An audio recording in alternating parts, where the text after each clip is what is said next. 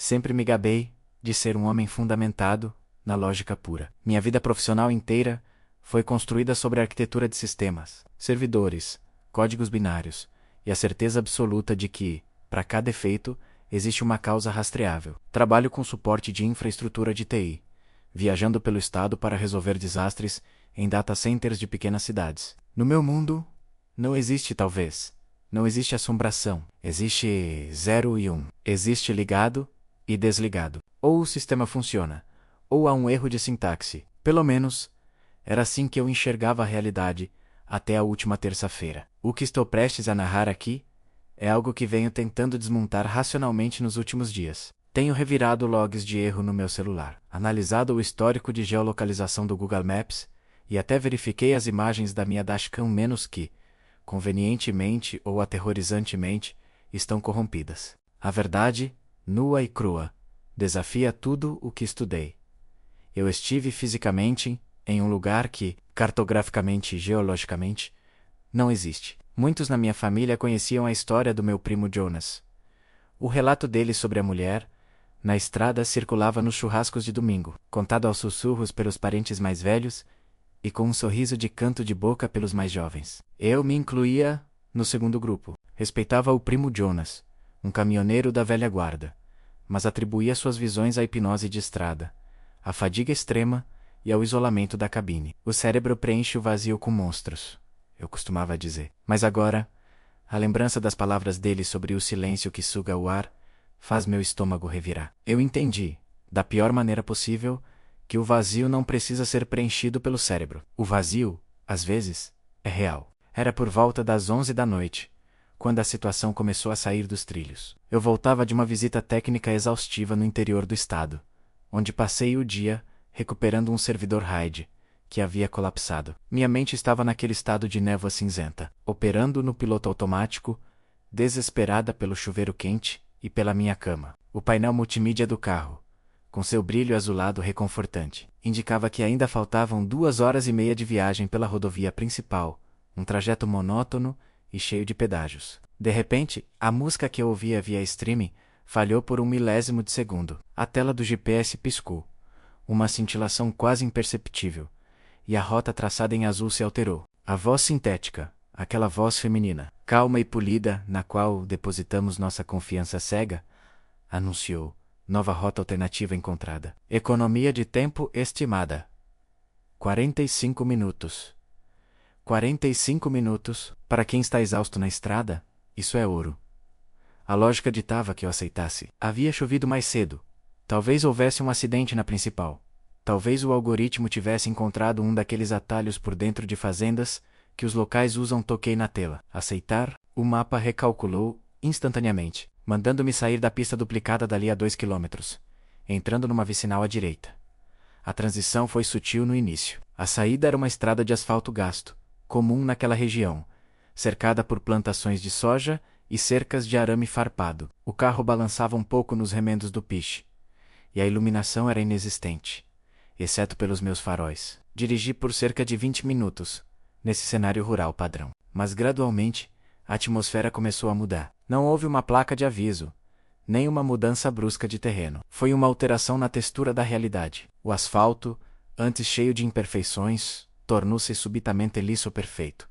Era um tapete negro, sem uma única rachadura, sem marcas de frenagem, sem manchas de óleo. As faixas pintadas no chão, amarelas e brancas, refletiam a luz dos meus faróis com uma intensidade absurda, como se tivessem sido pintadas 5 minutos antes. E o acostamento sumiu. A vegetação nas laterais mudou de plantações abertas para uma mata densa, vertical, que parecia se debruçar sobre a pista como paredes de um túnel verde escuro. Foi nesse momento que a sensação física descrita pelo primo Jonas me atingiu como um soco. Desliguei o rádio para me concentrar na condução, esperando ouvir o zumbido dos pneus no asfalto ou o vento cortando a lataria. Em vez disso, percebi um abafamento súbito. Meus ouvidos estalaram violentamente. Uma pressão interna dolorosa, idêntica à barotrauma de quem desce uma serra em alta velocidade ou mergulha fundo demais. Mas eu estava numa planície, engoli seco, tentei bocejar para equalizar a pressão. Mas a sensação de ouvido entupido persistia. O ar dentro da cabine parecia ter ficado mais denso, pesado, difícil de respirar. Olhei para o GEPS. O nome da BIA, que antes mostrava a estrada municipal KM40, agora exibia um texto que me causou estranheza. Rodovia vicinal 0-0, 0-0. Pensei ser um erro de carregamento do mapa, uma falha de cache. A seta do meu carro flutuava sobre um fundo cinza, sem pontos de referência ao redor. Quilômetros se passaram nesse vácuo auditivo. A estrada era uma reta infinita, sem curvas, sem subidas ou descidas. A perfeição daquele asfalto começou a me incomodar profundamente. Estradas reais têm defeitos, têm entropia, têm desgaste. Aquilo parecia uma renderização de videogame feita às pressas, onde o designer apenas repetiu a textura de estrada perfeita por quilômetros. Luzes surgiram no horizonte. Eram fortes, brancas, cortando a escuridão da mata. À medida que me aproximava, percebi que se tratava de um posto de gasolina. Mas assim como a estrada, algo naquelas luzes estava errado. Eram de um LED branco clínico, estéril, iluminando o pátio com uma clareza que doía nos olhos. Não havia logomarca conhecida. O totem de preços estava em branco. A necessidade fisiológica e a sede falaram mais alto que o meu instinto de alerta. A pressão nos ouvidos estava me causando náusea, e eu precisava desesperadamente esticar as pernas e beber uma água. Dei seta e entrei no pátio. Havia apenas um outro veículo lá.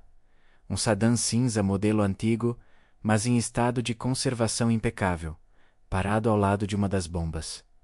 Um homem estava de pé, abastecendo. Assim que desliguei a ignição, o silêncio absoluto do lugar me golpeou. Não era apenas a ausência de ruído. Era a ausência de vida. Numa região de mata à noite, o som deveria ser ensurdecedor. Grilos, sapos, cigarras, o vento nas folhas. Ali não havia nada. O mundo estava no mudo. O único som audível era o estalo metálico do motor do meu carro esfriando, tic-taqueando como um relógio regressivo. Abri a porta e desci. O som das minhas botas no concreto ecoou de forma desproporcional alto e agressivo, como se eu estivesse caminhando dentro de uma sala fechada e não a céu aberto. Caminhei em direção à loja de conveniência, passando perto do homem que abastecia o sedã. Ele estava a uns 10 metros de mim, de costas. Vestia um terno cinza, um corte antiquado, largo nos ombros, mas perfeitamente limpo e passado. Boa noite, menos cumprimentei, minha voz saindo rouca e abafada, morrendo rapidamente no ar pesado. Nenhuma resposta, o homem continuou imóvel. A mangueira de combustível estava inserida no tanque do carro dele. Sua mão segurava o gatilho, mas o mostrador digital da bomba estava apagado.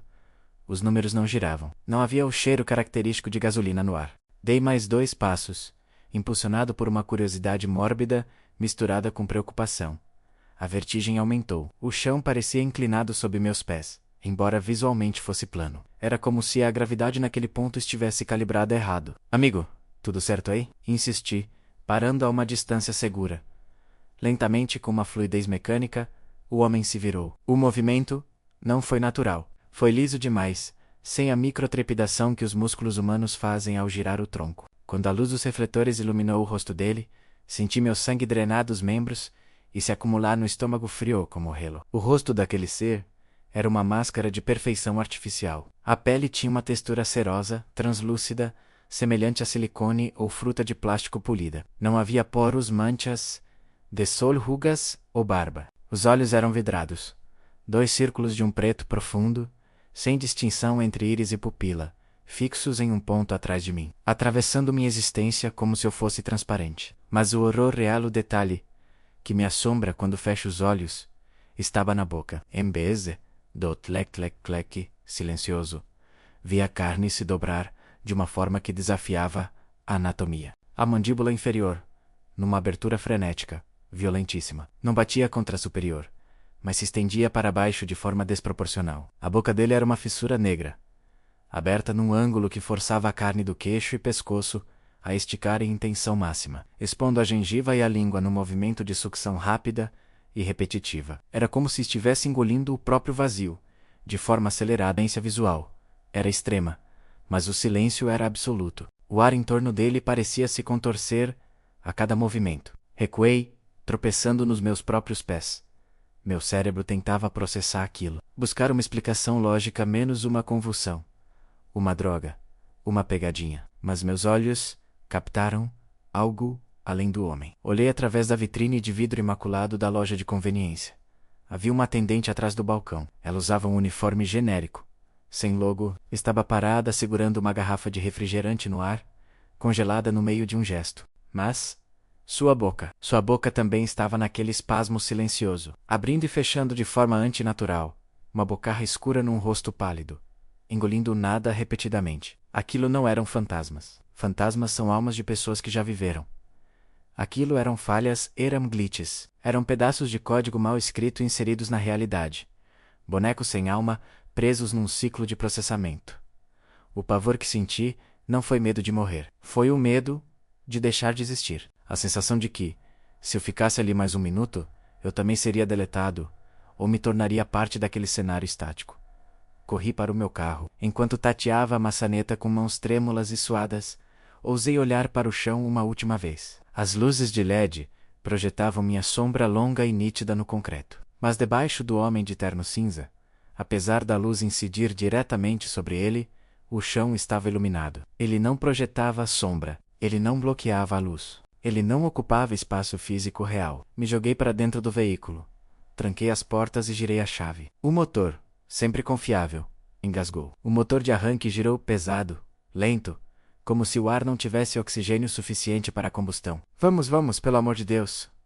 Sussurrei, batendo no volante. Na terceira tentativa, o motor rugiu. Engatei a primeira e cantei pneu, saindo daquele pátio maldito sem olhar para trás, com medo de ver aquele rosto de cera colado no meu vidro. Acelerei de volta para a estrada perfeita. E foi aí que a tecnologia se voltou contra mim. O painel multimídia, que até então estava estável, começou a apresentar artefatos na tela. Linhas vermelhas cortavam o mapa. A voz do GPS, antes suave, tornou-se distorcida, gaguejando sílabas digitais arrastadas, num tom grave e demoníaco. Recall calculan, do, você, não, deviam, antar, aqui an retorn. Rota não encontrada. Rota nula. Acelerei a 140 por hora. A estrada foi ficando estreita. Sabia que estava arriscando minha vida. A mata ao redor parecia se fechar. Os galhos das árvores pareciam mãos tentando agarrar o teto do carro. Dirigi por cerca de 30 minutos, com o coração batendo na garganta, certo de que a qualquer momento o asfalto sumiria e eu cairia no abismo. De repente houve um solavanco violento. O carro saltou. A suspensão bateu no fim do curso. O asfalto perfeito desapareceu instantaneamente, substituído por terra batida e buracos. A mudança foi tão brusca que quase perdi o controle da direção. 50 metros à frente, vi as luzes amareladas e familiares da rodovia principal. Carros passavam, caminhões buzinavam. Oh, mundo real. Entrei na rodovia sem nem olhar o fluxo tremendo, incontrolavelmente. O GPS piscou. A tela ficou preta por um segundo e reiniciou.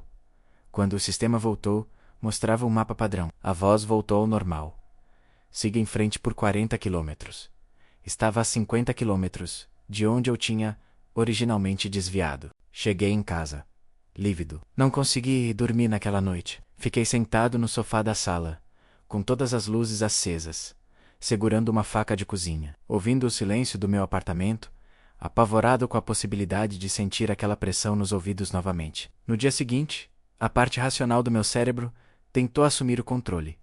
Você alucinou, dizia ela. Peguei meu celular e abri o histórico de trajetos do Google Timeline. Ele registrava meu caminho na rodovia principal, e então, no ponto do desvio, uma linha reta, cinza, cortando o meio de uma área densa de mata fechada. A linha atravessava rios onde não havia pontes. Passava por cima de morros íngremes. Dei zoom máximo na visão de satélite. Analisei cada pixel daquela região, onde eu dirigi por mais de meia hora, numa estrada de asfalto novo, e parei num posto de gasolina iluminado. As imagens de satélite mostram apenas a copa densa de árvores, de uma reserva florestal e um lago. Não existe estrada, não existe clareira, não existe posto. Tentei voltar lá perto no fim de semana seguinte. Durante o dia, armado com mapas físicos e um GPS de mão, encontrei o ponto exato onde o GPS do carro me mandou sair. Não há entrada. Há apenas uma cerca de arame farpado velha, coberta de trepadeiras e um barranco alto. Não há vestígios de pneus, não há asfalto oculto sob o mato. A entrada daquela vicinal simplesmente não existe nesta dimensão. Não sei para onde fui levado naquela noite. Não sei se foi uma dobra no tempo, uma fenda dimensional, ou se, como começo a acreditar, vivemos em uma simulação e eu acidentalmente acessei uma área de testes. Um buffer de memória, onde o sistema armazena texturas descartadas e NPCs com comportamento defeituoso. Aqueles seres não estavam esperando carona. Eles não eram almas penadas. Eles estavam presos num loop de processamento, executando um movimento vazio pela eternidade, esquecidos pelo programador. Desde então, desativei a localização do meu celular. Arranquei o fusível do GPS do painel do carro. Comprei um guia de ruas de papel, daqueles antigos que vendem em bancas de jornal. E deixo aqui o meu aviso. Se você estiver na estrada à noite, cansado, e seu aplicativo sugerir um atalho milagroso por uma rota que você não conhece, ignore. Fique no trânsito. Pague o pedágio, porque existem lugares que não estão no mapa por um motivo. Se você gostou do meu relato e quiser ouvir histórias de outras pessoas, curta o vídeo e se inscreva no canal.